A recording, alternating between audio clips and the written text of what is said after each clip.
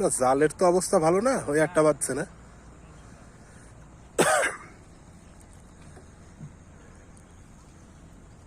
এটা মানে একটু বড়তা বাজেছে। ও দাদা, এই মাছ যা দেওয়া ছিল সব তো বেরোয় গেছিল নাকি?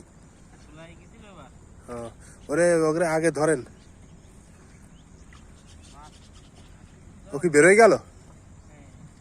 ওহো, তাই তো মিস করে ফেললেন বড় মাছটা।